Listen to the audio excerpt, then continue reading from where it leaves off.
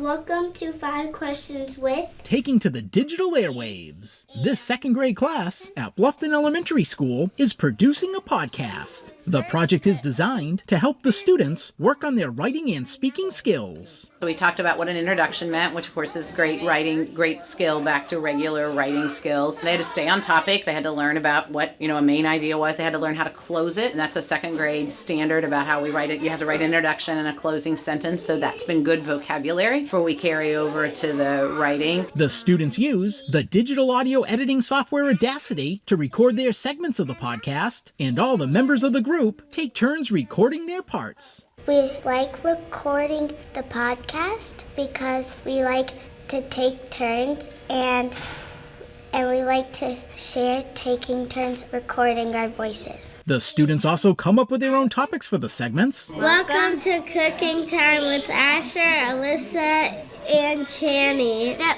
1. My show is about cooking because my mom is an Italian chef and I like to cook with her. The students also work with district technology coaches. They help the students record and edit, adding sound effects and music to the segments, and they also talk to the kids about how to properly record their voices. We talked about using your radio voice, so they got some authentic work in listening and speaking standards about how to speak to an audience. Our recording voice is like not talking too fast and too slow at the same time. Be loud, but don't scream or anything.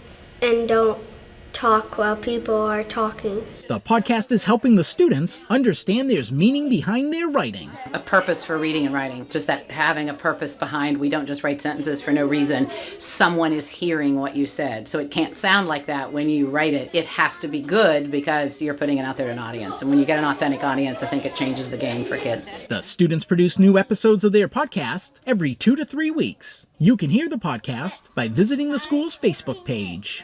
At Bluffton Elementary School, Ron Lopes, Beaufort County School District. Goodbye, everybody. See you next time.